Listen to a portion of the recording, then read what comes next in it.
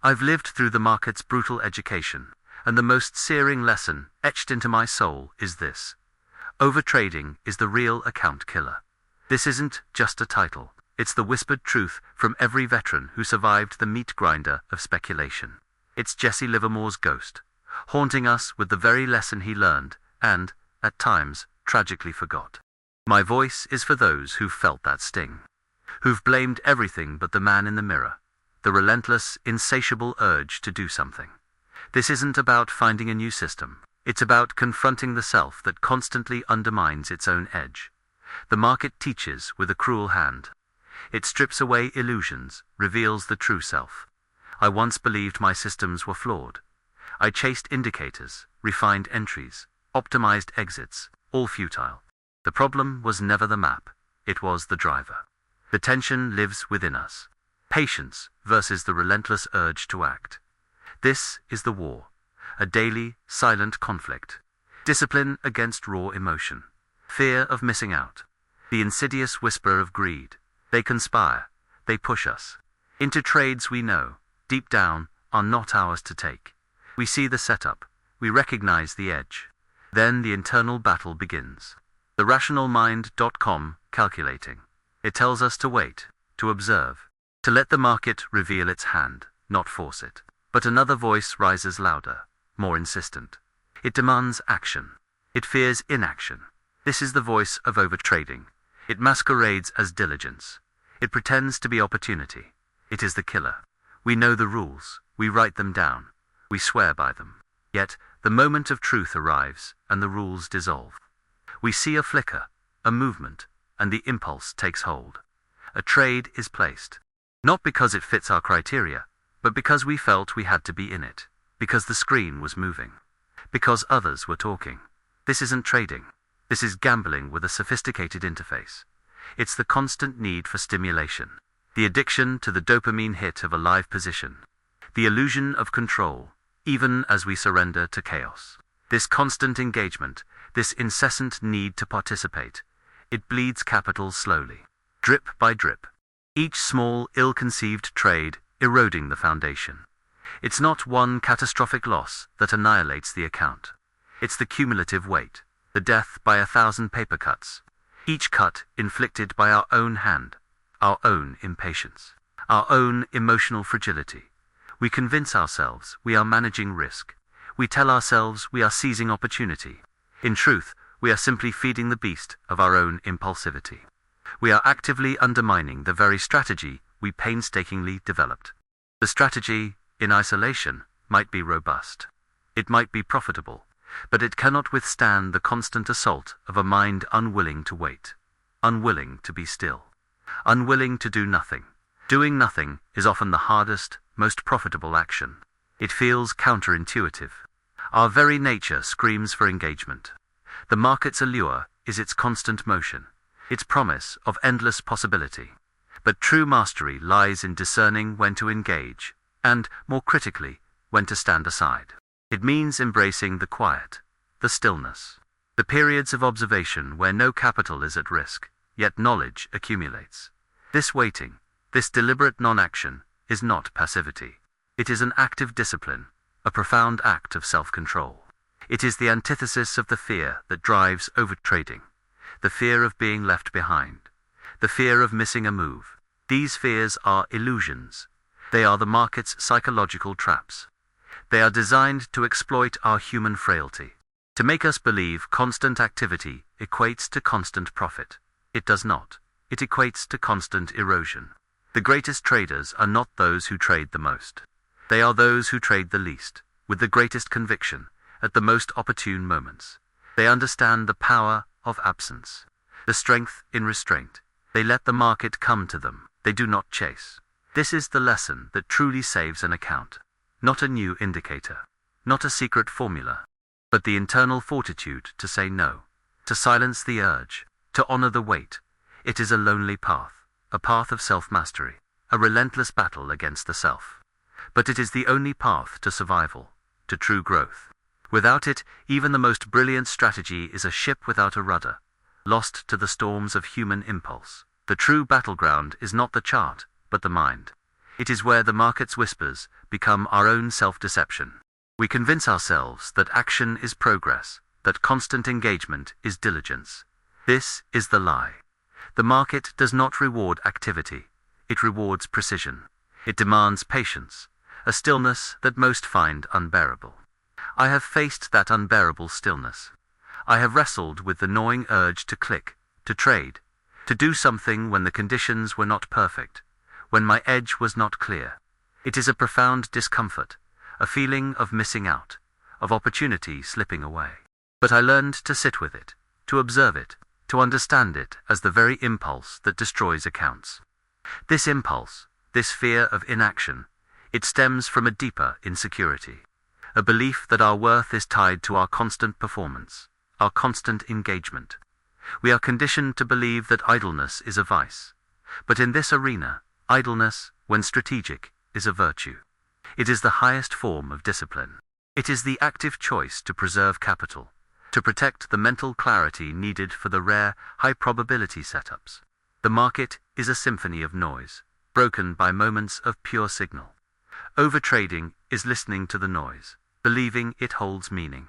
True trading is waiting for the signal, clear and undeniable. It is the ability to ignore the endless chatter, the tempting movements that promise quick gains but deliver only slow, certain losses. I have seen the cycle repeat countless times. A well-defined strategy, a period of disciplined execution, then the slow creep of overconfidence or the sudden sting of impatience. A small loss, then the urge to get it back. A missed move, then the fear of being left behind. These are the cracks in the dam. Each impulsive trade, a drop of water seeping through. Soon, the dam breaks. The account, once carefully nurtured, washes away. This is not a failure of analysis. It is a failure of self-governance. The strategy remains sound. The trader, however, becomes their own worst enemy. The very tools designed to protect us stop losses. Position sizing become meaningless when the mind itself is undisciplined, constantly seeking to override its own rules. The silence of waiting, the discipline of doing nothing, is not a passive act. It is a profound engagement with oneself. It is a constant negotiation with the primal urges that reside within. It requires an almost meditative state, a detachment from outcome, a focus solely on process. It means accepting that there will be long periods of inactivity, days, even weeks, where the market offers no clear invitation. And in those periods, the internal battle rages most fiercely. The mind invents reasons to trade. It finds patterns where none exist. It rationalizes deviations. This is the test. This is where true mastery is forged. Not in the thrill of a winning trade, but in the quiet strength of walking away when the odds are not overwhelmingly in your favor. Jesse Livermore understood this. He spoke of the big money being made, not in constant activity, but in sitting tight, in waiting for the opportune moment, and then acting with conviction. He also, tragically, fell prey to the same human frailties he so acutely observed. His story is a stark reminder that knowledge alone is insufficient. The intellectual understanding of overtrading's destructive power must be coupled with an unwavering emotional fortitude. It is a constant vigilance, a relentless self-scrutiny. The market demands not just intelligence, but character. It demands honesty about our own weaknesses, and the unwavering commitment to overcome them. It is a mirror, reflecting our deepest insecurities, our greatest fears, and our most potent desires. Only by confronting these internal demons can we hope to navigate its external complexities with any degree of consistent success. The strategy is the map. Self-mastery is the compass. Without the compass, even the best map leads to ruin. The path to profitability is paved, not with endless trades, but with deliberate, disciplined restraint. It is a journey inward, a conquest of the self, far more challenging than any market analysis. This inward journey begins with a stark confrontation. It demands brutal honesty. We must look past the charts, beyond the news, and acknowledge the true adversary. It is not the market, it is the man in the mirror. That relentless urge to act, to participate, to never miss a moment. This is the beast we must tame. It whispers promises of quick gains, of opportunities that will vanish if we hesitate. It feeds on our fear of being left behind, on the deep-seated belief that constant activity equates to progress. This is the market's most insidious lie, and we, in our human frailty, are eager to believe it. The screen glows, numbers flicker, price moves. Our minds crave engagement. To sit idle feels unnatural. We equate inaction with missed opportunity. This is the addiction, the dopamine hit of a live position, the illusion of control, even as we surrender to impulse. It is a subtle erosion, not a sudden collapse, but a slow, persistent bleed. Each ill-conceived trade, a drop of the account's lifeblood. We justify it. We rationalize it. We tell ourselves we are managing risk, seizing an edge, but we are simply feeding the beast, appeasing the internal demand for action, irrespective of logic, irrespective of our rules. An edge is a fragile thing. More than rules, it is the convergence of those rules with an unwavering state of mind. It demands clarity, detachment, courage to execute only when conditions are overwhelmingly favorable. A brilliant strategy, mathematically precise, becomes useless in an undisciplined hand. Like a sharpened sword given to a child, potential for power exists, but self-harm is greater. We refine systems, backtest, optimize. Yet, we neglect the critical component, the self. The one who must stand firm against the market's psychological assault. The one who must say no. This no is the hardest word. It means resisting the urge to chase. Accepting others will profit from moves you sit out. Embracing boredom. True opportunities often follow long periods of quiet, consolidation, indecision. This is when the undisciplined mind falters. It seeks action, invents reasons to trade, projects patterns where only noise exists. The disciplined mind sees these as vital moments of observation. To conserve capital, to sharpen focus for the real setup. This stillness is not passivity. It is active vigilance, a profound act of self-preservation, the foundation for genuine profits. The emotional toll extends beyond capital. It erodes self-trust. Each impulsive click, each deviation from the plan, is a betrayal.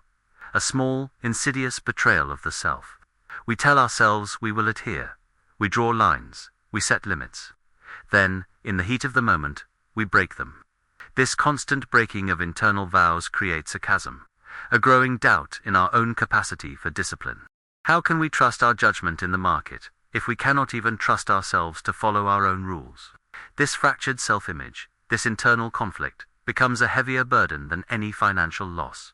It poisons the well of confidence. It makes every future decision harder. Every signal, every setup, is viewed through a lens of self-doubt.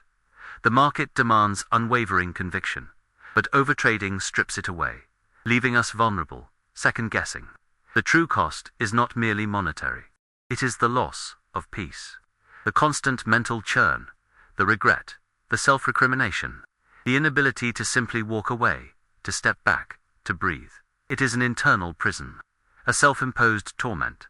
To break free requires a radical shift, not in strategy, but in self-perception. We must understand that our worth is not tied to constant activity. Our value as traders, as individuals, does not diminish when we sit on our hands. In fact, it grows, it strengthens. This is the paradox.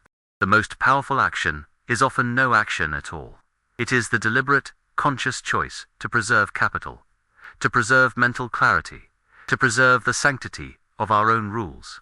It is a declaration of independence from the market's incessant demands for engagement. This independence is hard-won. It means confronting the fear of missing out, the FOMO head-on. It means allowing others to profit from moves we choose to ignore. It means accepting boredom. The market, for the disciplined trader, is often a very boring place. Long periods of waiting, of observation, of nothing happening. This is where the undisciplined mind falters. It craves stimulation. It invents reasons to trade. It projects patterns where only noise exists. It rationalizes deviations. This is the test. This is where character is truly forged. Not in the thrill of a winning trade, but in the quiet strength of walking away when the odds are not overwhelmingly in our favor. It is the ultimate act of self-control. This profound act of self-control This mastery over impulse is what separates the enduring from the extinguished. It is the difference between a fleeting moment of success and a sustainable career. We spend endless hours analyzing charts, perfecting indicators, backtesting strategies. Yet, the most crucial work remains undone. The internal work. The cultivation of patience. The discipline to do nothing. The courage to be still. These are not passive traits. They are active choices, made moment by moment, against the powerful currents of human nature. This mastery is not a destination. It is a continuous practice. A daily commitment to the internal work. It is about building a new relationship with uncertainty, with the market's inherent chaos. The external movements are beyond our control. Our internal response, our decision to act or to stand aside, that is where our power lies. That is where the real edge is found. Not in some hidden algorithm, not in a secret indicator, but in the unwavering commitment to our own rules, our own patience, our own stillness. It is a relentless vigilance against the self, a constant negotiation with the primal urges that reside within us. The reward for this commitment is profound. It is the peace that comes with clarity. It is the consistent results that emerge from disciplined action. It is not about winning every single trade. That is an illusion. It is about winning the internal war.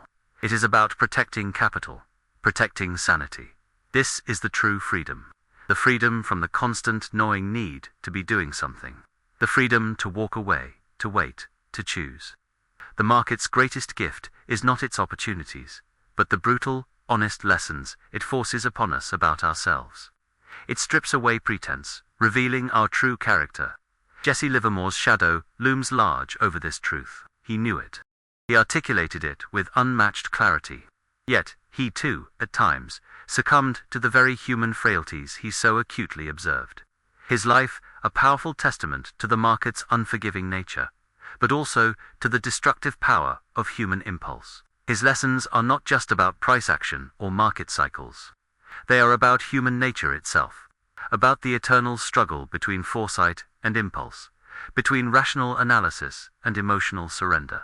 His legacy whispers a stark reminder. The strategy is merely a tool. The hand that wields it determines its fate. No system, however brilliant, can overcome a mind that constantly sabotages itself. Therefore, the path forward is clear, though never easy. It is a daily recommitment to the principles we know to be true, a conscious choice to honor the wait, to embrace the quiet, to silence the insistent, insidious voice that demands action. It is to accept that, most of the time, the most profitable action is no action at all. It means allowing countless opportunities to pass, knowing with absolute certainty that the right ones, the high-probability setups, will eventually present themselves to the disciplined eye. This is not merely a trading philosophy. It is a philosophy of life, one where patience, discipline, and profound self-awareness are paramount. It is the arduous journey from impulsive actor to conscious observer, from reactive participant to deliberate executor. And so, I urge you, look inward. Confront the man in the mirror. Recognize the beast of overtrading for what it truly is, your most formidable enemy. Your strategy is likely sound. It is your execution that falters. The solution is not out there, in some new system or secret indicator. It is within. It is in the relentless pursuit of self-mastery. In the unwavering commitment to your own rules, rules born of hard-won experience and bitter wisdom. This is the only way to build lasting wealth, to find true peace in this relentless arena. This is the lesson I have learned, etched in losses, forged in discipline, a truth that transcends markets and speaks to the core of human endeavor. If this message resonates, if you too have felt the sting of overtrading, then understand this: you are not alone. The battle is universal, but it can be won. Share your own journey, your own struggles and triumphs, in the comments below. Let us build a community of disciplined minds, united by this shared understanding. Like this video to help spread awareness of this critical truth. Subscribe for more insights into the psychology of trading. And remember, the greatest trade you will ever make is often the one you choose not to take.